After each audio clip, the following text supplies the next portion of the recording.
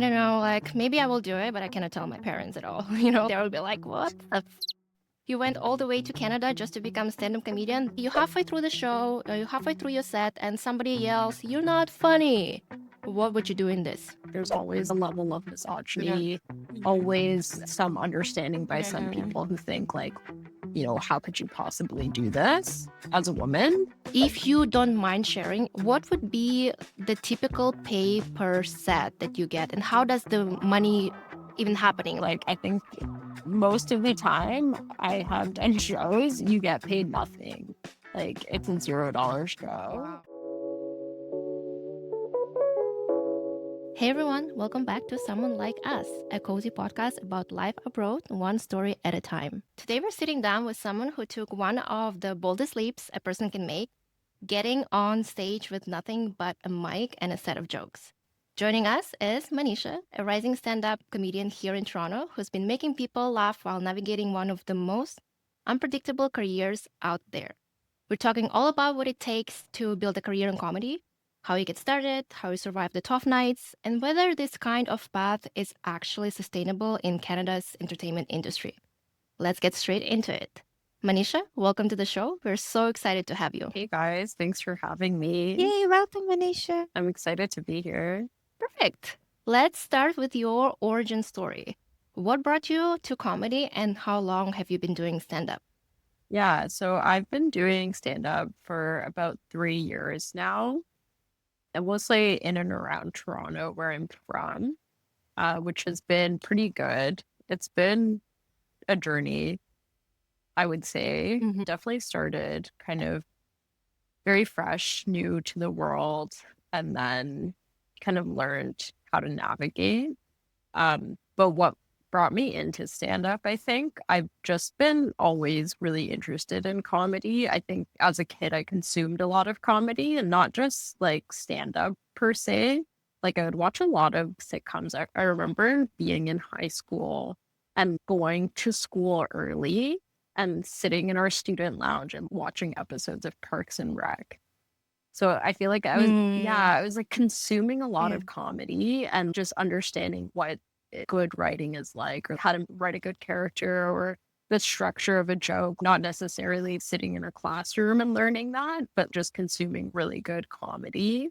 And then something else about me is that growing up, performance was something important to me. So when I was 15, I did theater camp at Ryerson Theater School, Mhm. and we did a lot of improv and acting. And I wouldn't say acting was a big thing for me. It wasn't the most comfortable. And you might notice I have a pretty monotone voice, and this is my normal voice.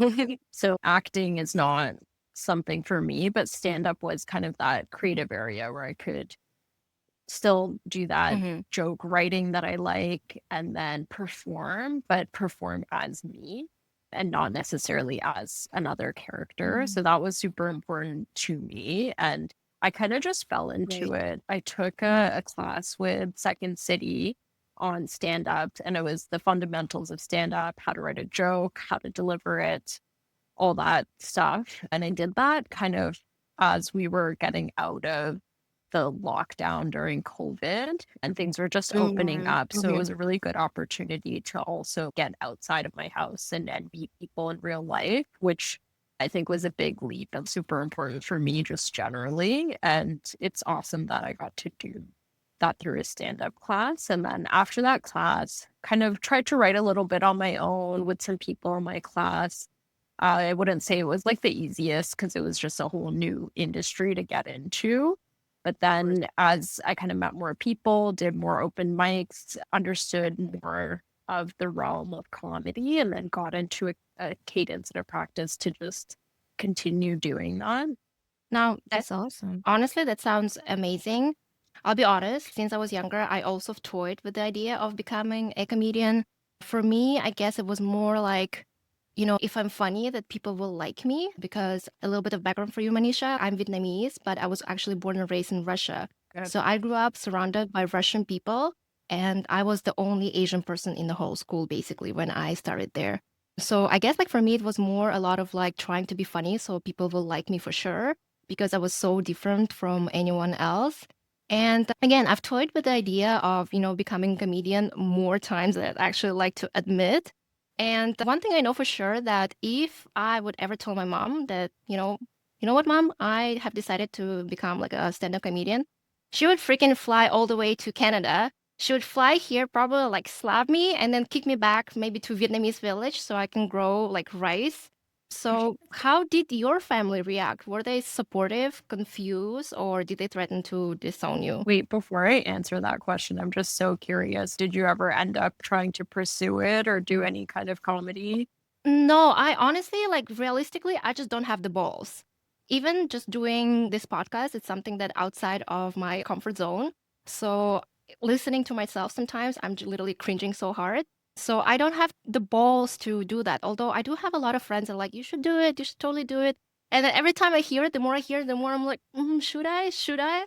But I've been to a couple, like comedy shows of people who are not famous yet. They're just trying out for free, and just looking at them like was so stressful for me. I was just like, damn, man, like I am stressing for you. Like I'm definitely stressing out for you out there because I don't know if I could do it. That's so funny. You should do it, Yeah. me. Yeah, I don't know. Like maybe I will do it, but I cannot tell my parents at all. They will be like, what the you went all the way to Canada just to become a stand-up comedian? There's no way. And I'm also the only child. Mhm. So for my family, it's like I have to be successful in their opinion because there's no one else out there, unfortunately. I wish I would have a brother or sister who could be like, you know what? You can have all the hopes for that other child, but that other child is also me now. So it's definitely sucks. So I'm definitely interested to know how your family reacted, considering you're also a person of color. So, like for parents that are not white, sometimes that could be a very hard leap. Yeah, no, you're right. And it's interesting that you brought up the sibling thing. You're an only child, so your parents' hopes and dreams are in you. Mhm. So I'm pretty lucky that I have an older sister who is wildly Mhm. successful. So I think my parents kind of like gave up on me um and put all their hopes Mhm. and dreams in her, which is awesome for me because I get to do whatever I want. But honestly, my parents didn't really care. I kind of told them, I was like, oh, hey, like I'm doing this class. And they're like, oh, cool. That's your interest. Cool. And then I spend more time doing comedy now than some of my other hobbies that I had earlier. But I don't think, honestly, they don't really care. Like, I don't think they're happy or Mhm. upset about it. Yeah. They sometimes ask me about it, but most of the time they're just like, oh, okay. I don't know. Maybe if I make it bigger in comedy and I'm getting more Mhm. attention there, then they might start caring. But at this point, they're just like, yeah, that's something she does. Like, it's the equivalent of like, yeah, Mhm. my kid plays soccer. It's not anything Yeah. special, I would say, for Mhm. them, but it's not Yeah. anything like, I don't know, like nothing cringe to them. You know what I mean? I don't know, but I'm also Mhm. like in the same way. I also have a 9 to 5 that I still have to pay the bills. Oh, I see. Yeah, I'm not a full-time comic. That's not my main income source for sure. Mhm. So in that way, like I'm able to be financially stable at least, and then do Yeah. my comedy on the Yeah. side, which is like what a lot of comics local comics, for example, do. And a lot of comics generally, Mm. honestly, not everyone is selling out shows. But there's way more Yeah, comics for that sure. aren't than are. Yeah, for sure. Does your other job where you work 9 to 5, do they know that you do comedy as well? Some people, I work for like a pretty Mhm. big organization. So I like when I first started, I Mhm. didn't really tell people because I knew they'd be like, oh, let me come see. And that at that point I was like, Yeah. like, yeah, just like testing the waters. I don't know if I'm funny. I'm like kind of Mhm. finding out who I am on stage. But since then, I've been a lot more open into like telling people, like, hey, this is the thing that I do on the side. I think people like it's like a corporate 9 to 5. And I think a lot of corporate people Mhm. are like, hey, yeah, like the best part of my life is that I have a kid and I'm going to keep telling you about my wonderful family. And it's like, yeah, that's awesome for you. I have other hobbies and interests. And I know like at the Mhm. workplace, like we celebrate a lot of people's kids and their life Yeah. milestones. They're buying a house and all that. And then I think at one point I was just like, oh my God, what the Yeah. And then I think at Yeah. one point I was just like, you know what? I'm going to share this thing with people at work and like, hey, I do stand up and I produce shows and I put on these really big events that a lot of people come to and enjoy themselves. And I am Mhm. more than just my 9 to 5, even though that's Mhm. how they know me. Cause I just think it's so boring if that's your whole life. You know what I mean? I don't know. Like, it's for Mhm. some people. Like, Yeah. maybe some people are okay with it. And sometimes I honestly wish that I was okay with it because then my life would be a lot Yeah. simpler, but I'm not. But yeah, anyways, to answer your question, yes, some people at work know. Some people have Mhm. come to see me, which has actually been nice. I only invite people that I actually like. Wow. And they say good things about me. I don't know if they're telling the truth. Whatever. It doesn't really affect my Exactly. Just take it. You yeah. know what? Just take Yeah. it. Just as long as they say nice thing, I would take it. You can hate me, but if you say to my face that you like me, I'll just take it. You know what? I'm not Exactly. gonna think a lot about that. Exactly. But I definitely agree with you on that part because it's funny. It just happened today. We are growing. We just started, and then Anne was reaching out and said, "Hey, you should share it with your coworkers. Share our podcast." And I was like, "And no, thank you, because I am just not ready for that Yeah. yet. I don't know how it's gonna affect my job. You know what I mean?" Mhm. And also, if somebody is my CEO, is like from my because I work in corporate as well, but we are more like closer. I feel like I can reach out to my CEO if I Yeah. will Yeah. need to. Yeah. So if CEO decided to watch my stand-up show, I was just like, no, Yeah. thank you. At work, I want to have my work personality, and then off work, I can be whoever I want after. Mhm. Yeah. I get that. But I think it's really good for you to pursue your hobbies Mhm. because if you love the job, if you love your 9 to 5, good for you. Mhm. But then it's always good to have something else. We all about diversify our income streams. I'm all about that. So I think kudos to you to pursue what you like beside work. So, after Yeah. working 8 hours a day, you still have the Exactly. energy to pursue your hobbies. That's incredible. Mhm. Yeah. Like Yeah. after my 9 to 5, the next thing I do is move from my desk inside my room to the couch inside my room. So it's 3 steps away. I barely have energy to do anything else, and that's why Hob this is one of those things where I was like, you know what? It's from home. I don't really have to move around. Maybe why not just do that as Yeah. well? That's literally me today. Like, walked home from work and I took a shower and laid down in Mm. bed for half an hour. I was just like, need Yeah, to decompress. yeah. Half an hour is the minimum Yeah. setting in my life. Sometimes I'm like, I'm just gonna lie down for 20 minutes and then I will need to clean up my room, and the room is not cleaned. I'm just lying down, especially if I open my TikTok, it's done deal. Don't even bother me. There's nothing gonna be happening. I'm not even cooking dinner today. Now, getting on stage for the first time is definitely nerve-wracking for everyone. Just because you are a comedian, it doesn't mean that you are automatically chill in front of a room full of strangers that will also 100% judge you. Do you remember your first time on stage? Did it go well? And did you learn anything from that experience? Yeah, I kind of like have a loose memory about this. I feel like I was so Hmm. nervous before that not everything registered or became ingrained Really. in memory, but it was for that class that I took. It was the final class show. I was at Comedy Bar East on the Danforth, which is an Hmm. awesome venue.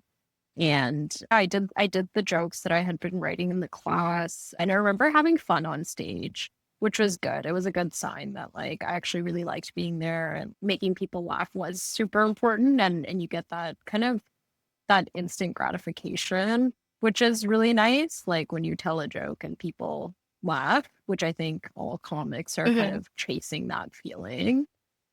Hmm. Yeah, I remember it being fun and nice. And then me and my friends got really drunk after the show. And that's like still like Yeah, one that's of the best. like the worst nights in terms of drinking and partying that I've had in the last like 10 years, maybe. Yeah. Oh, wow. I can definitely see that because I've actually recently went to Jason Cheney show, Nice. and this was my first time. And guys, Joel, and I'm telling you, it looked fancy. I arrived and I was like, "Is this the place?" Because there was a fancy bar, and then they sit you down, and all the tables look fancy as well. You can scan the thing right away to order food. So the fact that you've been there, I feel like it already means that you reached some level, Manisha, because it definitely looks super fancy, and we really enjoyed it as well. My biggest problem with going to the comedy bars is like I'm always scared that if I sit in front, Mm. they're gonna start picking people up. My biggest concern, I love going, but my biggest concern is there's no way in hell I'm gonna be sitting in front. I want to sit in some furthest corner where it's dark, where nobody can see me, so nobody can make joke about it. As a part of your comedy show, do you do a lot of crowd work as well? I'm starting to, but I'm kind of on the same boat as you, me. Like, if I go to watch comedy, I don't want to sit in the front either.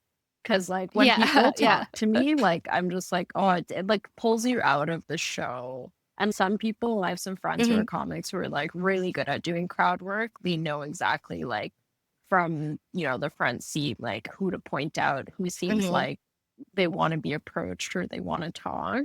I think I personally, I don't try to do too much crowd work. I think crowd work is good sometimes to get everyone on board on the topic or a similar idea. Or if the comedian who, went up before you said something or had a chat with someone in the crowd that's related to something you want to say to them, that's a good way. But I wouldn't say I try to do too much crowd work now, just because I'm from that same place of like, I know how anxiety striking that could be. Yeah. But sometimes it works. It really depends on the crowd and how many people, sometimes the venue as well. I've done a lot of comedy at restaurants where people are trying to eat dinner and the lights are up. Yeah. Or bar shows. It's just a whole different vibe from a comedy club. But I'd say like sometimes I'll do crowd work. It's not my favorite. I love like Yeah. thinking about and writing a joke and workshopping it to write something really smart or clever.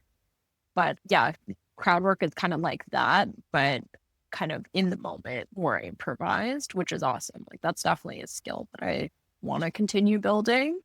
But I wouldn't say I do too much crowd work right now. Yeah. Yeah, it's definitely a skill, especially sometimes I see even people who do comedy for a long time, they would ask someone from the crowd and they would be like, no, yes. And even again, I have a lot of empathy. So I'm sitting there and I'm like stressing for them. I'm sweating for them because I'm like, no, she doesn't want to talk to you. Like she clearly doesn't want to talk to you. It makes me feel awkward. I can only imagine how it feels like on stage.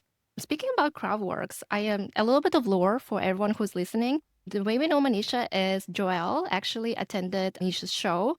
We were just discussing how did you guys meet, and she said that she just came out after your show and said your show was amazing and wanted to do some networking. This is definitely Joelle's thing. I feel like I would never. I don't know about you, Anne, just to coming up. Like I even scared to ask for pictures sometimes. But do you get a lot of clients or people like that who come up to you after the show and saying how amazing it was? Oh my God, sometimes, but not always. It was really special when Joelle came up to me after. I think she caught me at one of my like really, really good sets. We were at Levity Comedy Club in Hamilton and I had so much fun that night. It was a really good crowd and people were super into it, which is awesome. But I remember having a lot of fun that night. And when people came up to me after, that was really nice and special. I think it happens sometimes, but not often. I think more often than not, people are kind of anxious and nervous to talk to whoever is on stage. But it was really nice and it was really special. And I'm glad I got to meet Joelle that day. Yeah, I can only Me imagine. too. Yeah. It was really good. It was so much fun. I'm one of those people that if I like something, I have to go and compliment. It just, in my head, it makes other people's day. And that's like a huge thing for me. Even if we didn't connect, I would still go up and be like, hey, it was amazing. I love that you're doing this. Keep doing it. And especially seeing people of color up there, for me, that's a huge thing as well. I want people like me to be funny up on the stage, do other careers that people won't generally think we would do. So for me, it was very special. I was like, you go, girl. Let's keep going. Yeah, me too. I always crave for external validation. Yeah. So if I do something well, please tell me. Please validate my effort. So if I love something, I really want to let someone know, give them compliments because it is something that I want to hear from other people as well. So that's great. Well, I think that Now, Manisha, you have to move to have a show in Vancouver because Anne is located in Vancouver, so Anne can actually attend your show. no way. Yeah, I will. Okay, yeah, I'm down. Yeah. I'd love to do comedy. Yeah, the crowd here, I think we've seen a lot of comics here. I've been to Sugar Sammy shows last year and it was amazing. There was a lot of comedians started the show and then he was the one that kind of finished the show because I guess he's the biggest one. I think it's Vancouver Laugh Out Loud Year Festival. It was amazing. He's so good at crowd work. I think it's one of his specialty. And people who come to his show, they want him to pick on them. Like they would just scream in Oh the no. audience and Works ask there. him to pick them. So it really depends on the artist. Yeah. If the audience they know Sugar Sammy really want to pick up on people, they will come. They will buy the front row and let him roast them. Yeah. It's really funny. I cannot understand it. I feel like if hell and heaven actually exist, and I'm definitely go to hell. This is one thing that is for sure. So I feel like if I actually end up in hell, it will be just me in the front row in some comedy show nonstop, 24/7, just a circle of hell. Because for me, it's just the worst thing that I can actually think of. But if there was someone who is about to perform for the first time and have their first set, how should they mentally prepare? And what tips would you give them? I think if it's your first ever time on stage, rehearse, know your material kind of in and out. One of the easiest things you can do to be confident on stage is be prepared. You don't want to be stumbling on your words just because you don't remember them. I think before you go on stage, try to put your phone away. I know, like me personally, like still when I go on stage, I don't want people texting me. I don't want to be scrolling randomly or watching people's stories. It just puts you in this headspace where you're getting a lot of information whereas you should try to kind of calm down, settle, be fully in the moment, in the zone and super present.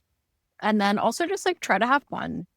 I think if you're on stage and like you approach it as something fun and enjoyable versus something that's anxiety inducing and stressful, the audience can tell right away. And don't overpsych yourself. Most of the time, if it's your first time on stage, you're not going to be up there for more than 5 minutes. And it can seem like a lifetime when you're up there, but don't psych yourself out. Like it's not going to be your best time on stage. It's probably not going to be your worst time on stage, and you'll get better. That's a great advice. And it's interesting you mentioned the phone because, like I mentioned before, I once went to the show that was completely free. It's a funny story because I randomly got an Instagram ad for that. It was free. And you know me, I'm Asian. Anything free, I'm there. So I called my boyfriend and I was like, babe, there's this free tickets. He's like, what comedy show? I was like, I don't know. He's like, I never heard of it before. I was like, me neither. That is fine. So I got the tickets, and then by the time we appeared, it was a weird area. On the first floor, there was a restaurant, and it kind of looked a little bit dodgy. And my boyfriend, he just like came with me, and then we just stand in front. He was like, "Me, there's no way this is here." I was like, "I'm pretty sure this is the address." And then it ended up being there. We went all the way up. It was really fun, but again, like it was people who definitely were new. And I noticed that a lot of them, they actually came out on stage with the phone, and then were like reading from the phone, their material or whatever, or like scrolling through. They're like, okay, this joke bomb. Give me a second. And then they would scroll down to get to another joke.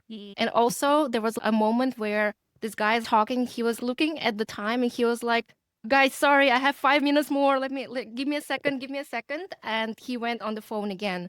So when you perform, you just remember everything by heart, right? You don't read from the phone or anything like that. Yeah, like if I'm performing, but it sounds like me that you went to an open mic maybe. Because it sounds like these people were like, it was kind of like that. I feel like at open mics, people test out new jokes. I write down my jokes on a Google document. So I will bring out my phone. And sometimes I am kind of reading off of that. But I think like open mics are more to test out new material. It's not like people are paying tickets to come see you perform. I think if the audience is paying, then you do have to do them a service and put on a good show. You have to give them good material. You can't sound like, you're just trying to kill your time while you're on stage. I think what you saw was probably like an open mic night where people are just testing stuff. It definitely felt like that. Yeah. So I wouldn't compare that to a proper comedy show. Yeah. I would say, yeah, but it makes sense. Like that was a free show for you to watch. Yeah, exactly. I was just like, it was free. I mean, I think we still have to pay for one drink or something, but we were like, okay, you know what? We're going to support these people. Why not? And again, the whole time, me and my partner, we are both very anxious people. So we're just both sitting there, kind of like every time they're like, okay, you. And I'm like, oh my God, like literally holding hands. Please not us. Please not us. And then at some point, this guy looked straight at me and I swear to God, my heart just fell. And then like, behind me, there was a fireplace. He was just looking at the fireplace. He Mm. wasn't looking at me. But dude, I was terrified. So again, I don't know if I will be able to do that because I'm already anxious just being a person who's watching it. I can see how nerve-wracking it is. And also speaking about bombing, no matter how good you are, bombing will always be a part of being comedian. And I imagine, like sometimes that self-doubt can hit hard as well. How do you cope when the crowd is not laughing at your joke? So, like, comics have a bunch of strategies for that. If you're Yeah. experiencing like people not laughing at your jokes, I think a lot of the time you just kind of move on. Like, a lot of the time, the Mm-hmm. audience won't clock in where there's supposed to be a punchline unless you make it super awkward. Like, if people aren't laughing, take a thoughtful pause and just move on to your next joke. And then it's also a good Mm-hmm. way, like, if people aren't laughing at a joke, like, maybe it's a good kind of gauge for the comedian to know, like, hey, maybe they don't like this type of comedy. Like, maybe this is a bit too complicated. I'm telling a Mm-hmm. joke about like tax and politics at a crowd at Mm-hmm. 11 p.m. and everyone's drunk and doesn't want to hear this. Like, maybe you need to tell like dirtier jokes at this time to get people to laugh. So I think like bombing is, or like audiences not laughing is a good gut check to know like, hey, what works and what doesn't work. And maybe you need to pivot the material that you're doing. But a lot of the time you just kind of like, you power through, finish the joke, tell something else. And then in your back pocket, like, I've been doing comedy for like 3 years now. In my back pocket, I have jokes that I know are going to make like 90% of crowds laugh. So, you just Mm-hmm. finish with a good joke. You make a call back to something else that was funny that the audience laughed at, and then you move on. Sometimes you never win a crowd, and that sucks. And you're like, wait, what's going on? But usually there's a reason for it. And it could be you, it could just be the day, it could be the night, it could be the venue, it could be something that another comic said for you. But I think like if you're up on stage like all the time, like bombing isn't going to be that big of a deal because you could probably like Mm-hmm. go up on another stage to a mic that same night or the day after and then just win them back. And I think that's kind of tied to like the self-doubt. It's like if you have a lot of exposure and a lot of instances, like, yeah, some days will suck, but some days will be really good. And then it's also nice in Toronto that we have such a close-knit comedy community that I have a lot of friends who are comedians who feel the same way. And you get together and you're like, hey, like I had a really bad show tonight. And they're like, yeah, I know, I've been there. Like, it's okay. You just have to move on. Mm-hmm. Like, remind yourself that like this isn't the only show that you've ever done. This isn't your worst show. It probably won't be your worst show ever. Mm-hmm. And it's just like kind of up from there. So I don't know. It can be tough sometimes, and like especially if you have like a couple bad sets in a Sure. row. But you gotta bring it back. Speaking of other comedians, do you have a role model that you're looking up to, especially when maybe you're doubting yourself? A couple. Some of my favorite comics are also women of color comedians. I love, Nice. I'll say a couple of them. I love Sashi Pereira.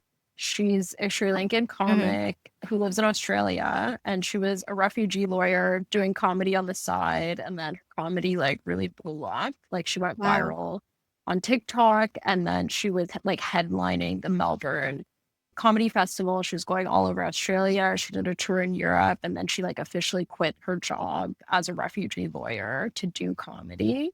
And like she's just had like an incredible story. And I think she's like genuinely quite funny. She makes a lot of jokes and like commentary about the experience of being a person of color in Australia. And then also a lot of things about like Sri Lankan politics and just like the weird experiences of what it's like to be Sri Lankan, which is really similar. Like I'm Indian, so it's like kind of some overlap in our cultures, but she's really funny, really inspirational too, like coming from like doing a very, what is known as a successful job to something that she's actually super passionate about. Zarna Garg is another one. She's really making the rounds right now. She's also Indian. She's a mother of 3. her eldest is in college and she Wow. lives in New York. And she's so funny. Like Yeah. she's like an Indian auntie who's so funny. Also a Mm-hmm. lot of stuff on like socials. She does a lot of stand up. She just went on tour with like Amy Poehler and Tina Fey. Her special's coming out on Good Hulu. for Yeah, her. she's big Yeah, now. yeah. Yeah. She's She's really huge. big Yeah, she now. wrote a book. She's really inspiring too. She like reminds me that you can just like do whatever you want. Another comic I Yeah. love is Youngmi Mayer. She's Korean. She's half Korean, half Mhm. white, like half American. She grew up in Oh, Korea. she has TikTok, right? Yeah, she's like pretty big on She has a TikTok. TikTok and she lives in New Yeah, York, I she think, lives in right? New York. Yeah, Yeah. I follow her. Yeah, she's Yeah. funny. I was actually thinking about her book, Me, when you were like talking about like you growing up in Russia and like looking different. Cause like Mhm. young me in her book, like she talks about like being very different as she grew up because she didn't grow up Right. entirely in Korea. But like I think you would really like her memoir, kind of relate to it. Yeah, for sure. But yeah, she No, thanks for recommending that. yeah. I need something to read. Yeah. Yeah, she's really funny. I look up to her. Those are like more kind of like famous comics. But honestly, like even my friends, I have friends who've been doing comedy for 10 years now and like looking at them, they have been through it, but they just have so much confidence and they know themselves and they know who they are on stage. And I think I'm just like starting to get there, but I know that there's so much more I could do. So it's nice to always have these friends in comedy who are so awesome. For sure. Like, you Mhm. definitely need to find your own community in order to survive anything you're going through. And Joelle, do you actually watch stand up? Do you have like a favorite person? I only been to one stand up. I thought it wasn't my thing until one day I saw a video of Sugar Sammy on Instagram and oh my god, I loved him. And immediately I rented his show on I think it was Apple TV and it was so good. Like he's Indian Canadian. So Mhm. he's from Montreal Mm. and I think he can speak many different languages. French, English, Punjab, and Hindi, and then and maybe Spanish too. So he can blend so many different cultures in his jokes, and he's just so quick. I remember one time he was picking up on a couple. One is Indian from India, and then another one is like indigenous people. And immediately he said, "That's a perfect couple right there. One all cash and one no tax." Oh my god. That is kind of the joke that I'm about. I'm really into politics and social justice jokes. I think because the algorithm know that I like this stuff, I keep seeing a lot of videos of comedians on my Instagram. So I would love to know more and attend more stand up for sure. What about you, Joelle? I do watch a lot of stand up, and I think there's a lot of new people also coming up online that are doing great stuff out there. They're so funny. But my all-time favorite, there's two. One is Biswa Kalyan. He's Indian. He's super funny. I absolutely love him. All his jokes are amazing. And the other one is Atsuko Okatsuka. That was And my she favorite. Yes, I she know is her. my Yeah. favorite. I can watch her anytime. It's just she's so empathetic. I just love her so much. Yeah. Her story is funny. She has a brand. I feel like she's a walking brand. She's so herself. Wherever you see her, you know that's her. It's so crazy. I love her. I love her too. That was my answer. So thanks, Joelle, for stealing it. But yeah, she's definitely super funny. Again, I like her. I'm biased. I like her because she's Asian, and she's very sarcastic. And I feel very close to her because I feel like I'm sarcastic too. I used to have longer hair. And a couple of months ago, I went full pixie. And the first time I look at myself, I was just like, shit, I think I look like Atsuko Akatsuka now. Because I literally had bang and then nothing here. And I was just like, oh no. I sent a picture to my boyfriend and I was like, do we look the same? And he was like, except for you are Asian, probably not. But yeah, she's definitely so funny. I wish I could say more, but I really don't know. So it's really nice, Manisha, that you mentioned your favorite comedian so we can actually look into it. I want to switch it up a little bit and quickly play a game. And I will call it Shut It Down or Let It Slide. In this game, I'll give you, Manisha, a few crowd scenarios that comedians might face, in my opinion. I don't know if it's actually true, but you tell me, do you shut it down for the comeback or just professionally let it slide and not gonna say anything? Are you ready? I don't know. Just fire them out. No worries. Yeah, just fire it. And of course, feel free to elaborate on your answer. We love all the behind the scene logic. Okay. So the first scenario will be you halfway through the show, you're halfway through your set, and somebody yells, "You're not funny." What would you do in this Neither are position? you. Just say it back right at the So you end. would, yeah. So you Yeah. would come up with the clap back. You're not gonna let it slide. Yeah. I think, Nice. yeah, people are looking for attention, and the best way Mhm. to give it to them is to say something back and get the rest of the audience on your Mhm. side. Then usually you Mhm. can just move on. Smart. Yeah, I love Mhm. that. I Love that so much. I love it too. I think you should clap back. And you know what? Cool thing about comedians, if they can clap back right away. Like I can clap back too, but after 3 to 5 business days. I cannot clap back right away, unfortunately. Like I wish I could. I think it's like just being so present. You have to be so present when you're on Mhm. stage for moments like that to Sure, actually sure. happen. And that's hard. Like I wish I was better at it. Yeah. 100%. So scenario number 2 is a drunk bachelorette party in front row keeps interrupting with "whoo" every punchline. Would you say something? Maybe they're doing that because they want to be talked to. And it's usually like Mm-hmm. people who drink a little bit too much, like want to chit chat. So I feel like, Mm-hmm. I don't know, maybe it depends on my mood, but I would like maybe chit chat with them if they really want to talk Mm-hmm. about it, have the audience clap for them, let them have that, and then kind of move on and do my own stuff. Mm-hmm. Yes. Did you ever had a bunch of wasted people interrupting your set? I have in the past. Yeah, I have. And then usually if they're nice and calm, then you don't like not super calm, but respectful, you can chit chat with them. But if they're rowdier and want to go against you, then you definitely do not want to engage.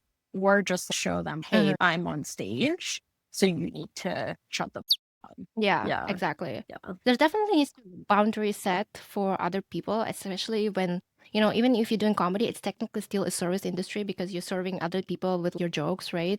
So a lot of people need some boundaries, and not a lot of people understand it, unfortunately.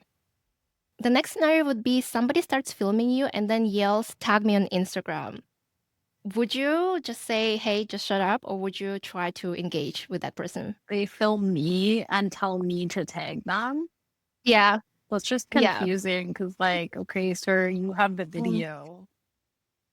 Mhm. I think in comedy, I like mean, there's a strategy that you do when people say something, you have to say it back. So like if you're doing crowd work or somebody is heckling you, you say it back. And that's for two things. One, it buys you a bit of time to think of a comeback. And then two, it makes sure that the whole audience hears it. Because if you say it back in your microphone, everyone hears it. And if you're gonna have it like a one-on-one with someone when there's a whole crowd, and other people haven't heard what the other person said, it kind of alienates the audience. And they're like, oh, okay, like now the comic's just having a conversation with this person. And then they like, they'll go on their phone or they'll chat with the person next to them. And it kind of takes people out of the moment. So usually you just say it back. That's a great example of, it's so flawed what they say. So it's just like confusing and stupid. And then in that Yeah. way, like when you say it back, the rest of the audience is on your side and they're like, okay, yeah, who's this loser saying shit? Like, let's move on with the show. 100%. And I feel like I use the same way during my corporate meetings when a client asks me a question, and I will be like, "Oh, that's such a great question." While I'm saying that, I'm like chaotically trying to find an answer for the question. So I'm like kind of stalling. I was like, "Oh, that's such a great question. Yeah, that question is really, really good." And I'm just typing to get help. So I feel like, yeah, it definitely feels the same. I'm not gonna lie. And the last scenario, a guy comes up after the show to give you notes on your performance. What would you do? Well, this happened like so frequently. Like so frequently. Really? What? It's so sad. But yes, it does. Sometimes it'll be like other comics, which is like, if it's constructive, that's fine. But when it's like random audience member, I just like so I'm a woman. I'm pretty sure if a guy comes up to me, I'll just like nod politely and move on as a safety thing. I don't think I'm in a place where I'm Yeah. like, I'm gonna clap back and be like, okay, Yeah. why are you saying this to me? It's also being a performer and you have to respect the audience too. So if they were so compelled to give you notes or tips, sure, I'll listen to them. I don't have to incorporate them.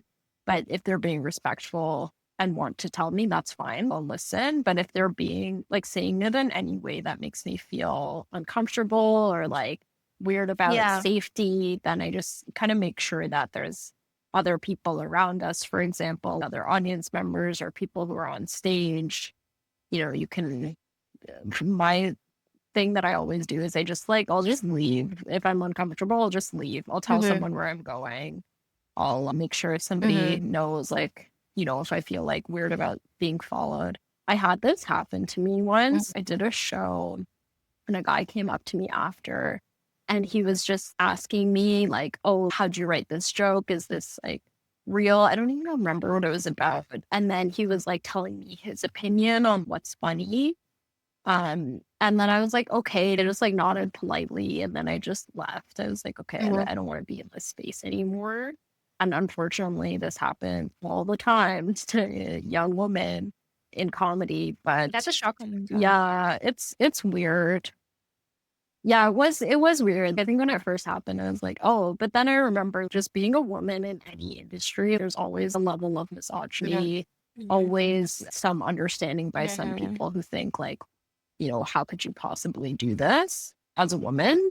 Mm-hmm. And then, yeah, I don't know. I'm sure you guys like also in your industries experience that to some extent, right? Oh yeah, for sure. I love when like my clients call me honey. I'm like, Oh, ugh. That like kind of annoys me for sure. It's interesting that you mentioned how difficult it is for you, especially being a woman. And this is the things that people don't think about. Because technically, if a guy comes to a guy, I'm sure a guy will just say "fuck you" or like "or fuck off," and then he just like goes around with the day. And you don't have the ability to say that, and we have to be like nice, polite, just so men don't murder us. It sucks. Yeah. Thank you so much for sharing that with us. And thank you so much for playing this game. I know I put you on spot a little bit. I promise you it's done. I want to talk about how people often ask if it's even possible to make a living just from stand up in Canada or like in Toronto in this case. You mentioned briefly that from your experience, comedy is not very sustainable as a full time career here.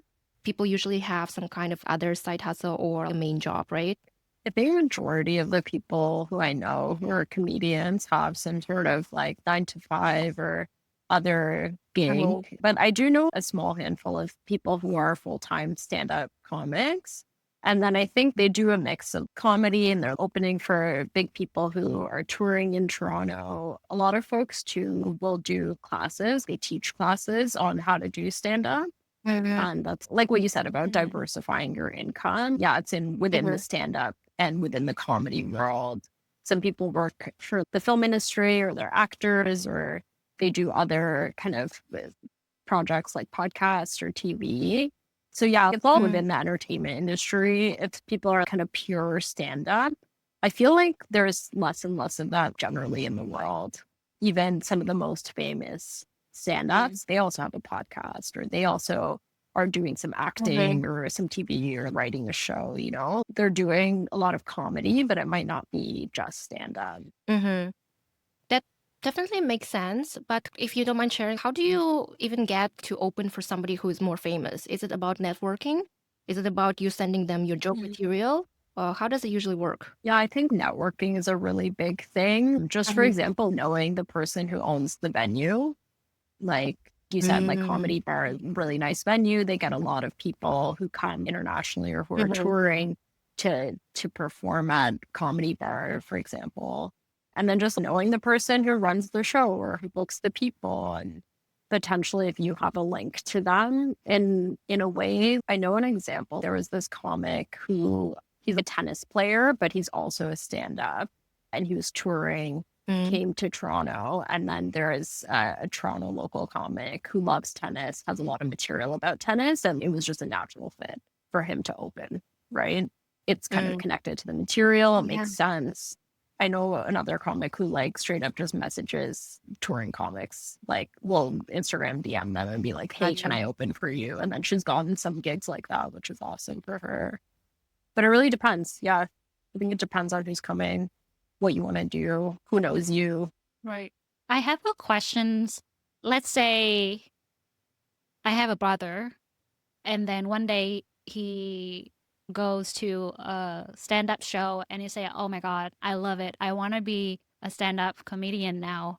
Is there like a playbook, a pathway? I know that you mentioned that you started by going to a class, taking some foundational classes. What's the next step Yeah, for my brother in this scenario? yeah. I feel like everyone's so different. Some people do a class, some people just go to open mics.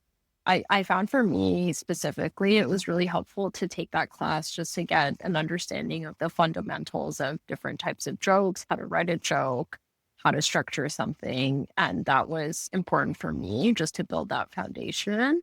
And then I think from there, it was just applying what I learned, writing more material, going to open mics, doing that, testing it out, editing, making changes for like what's funny, what's not funny, what works.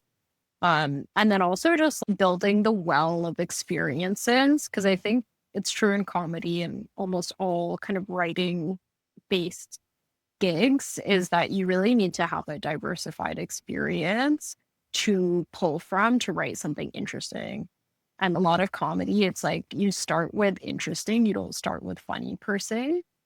You start with like a concept or idea that like is like something that you want to explore deeper.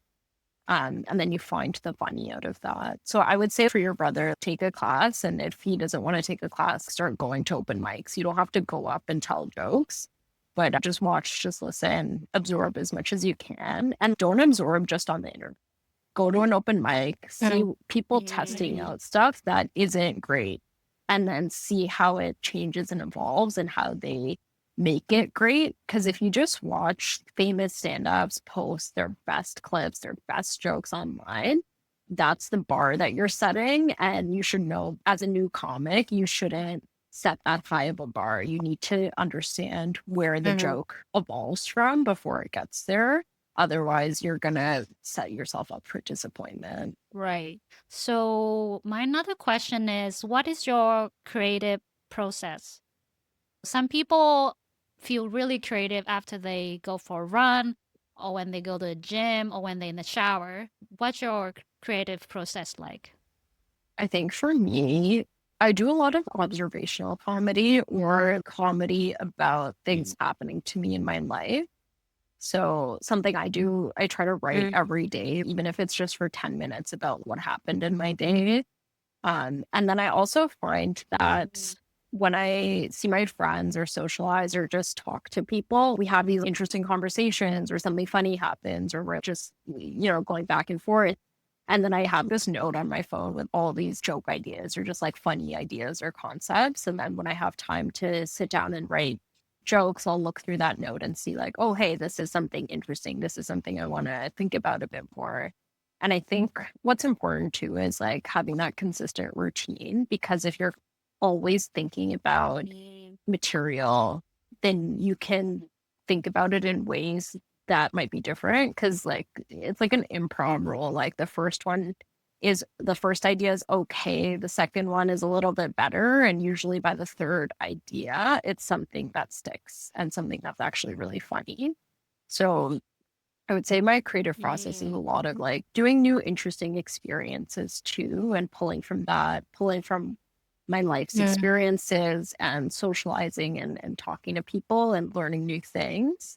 And then using all of that plus like writing tools to come up with jokes and ideas, and then testing out those jokes and ideas at open mics or with other comics and getting that feedback to put it to a place where it's polished. And I think it would do well on stage and then sharing that with an audience. Wow, that's awesome. Now I understand why stand-up comedian is so resourceful, because you have to be resourceful to stand on the stage and then throwing jokes at people. That's amazing. I notice, a lot of people, they always use the slices of life from what happened to their life. Do you think, and share, if you want to be honest, share with us, it's just a job, right? You have to get paid. Do you think sometimes people like lie about what happened to them to make it funny? I think so. I think like it's always like there is a bit of exaggeration that happens sometimes because exaggeration is funny, right? Like that's just one of our writing tools. But I do think that when someone just like pulls something out that isn't even a sliver of true, you can kind of tell right away. like it's fake. It's like unbelievable Yeah. and it's not realistic. And there's almost like sort of like acting personality coming out from the comic. But even if it's slightly true, you can tell right away. Like I do think audiences know more than they think they know. And they can make that judgment like very subconsciously. Mhm. Before we finish, I want to talk a little bit about challenges in Toronto. Of course, it's challenging. Of course, this job is not sustainable, right? If you don't mind sharing, what would be the typical pay per set that you get, and how does the money even happening? Like, what is it based on?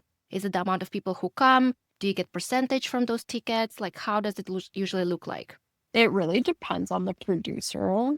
So whoever is putting on the Mm-hmm. show, whoever is like that person is the one who books the venue and books the comics and is responsible for making the lineup and selling the tickets. It really depends on what they want. There's no like regulation for this on how much you need to pay people. It's not like other industries.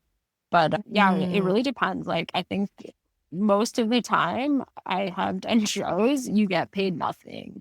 Like it's a $0 show. Wow. And then I think like it really varies by producer.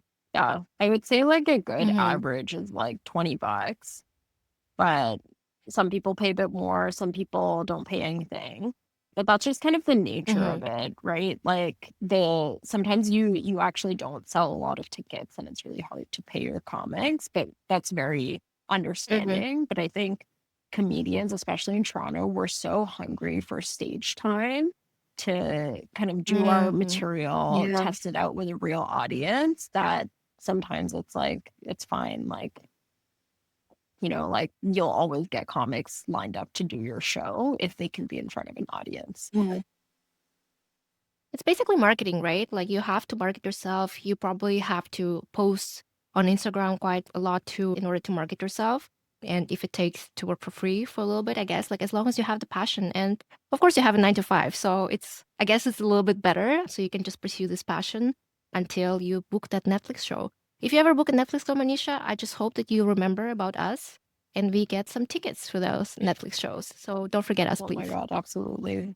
I'm curious though. So producer would usually reach out to comics, or is there like an organization producer will reach out to and then that organization will provide a list of comics? It's usually pretty direct. Like a lot of producers are just comedians themselves. So like I've produced a couple shows myself, and like when I'm producing, I'm the one who books the comics. So I know who to put on based on the theme of the show or the idea.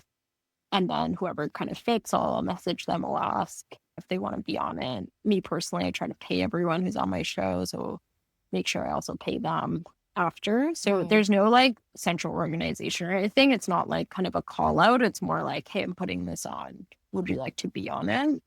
And that's more for like local shows. I know there's some comedy clubs who do like a pro-am night. So you could submit a tape and then they can consider you and be on it. Usually you just like email them a video.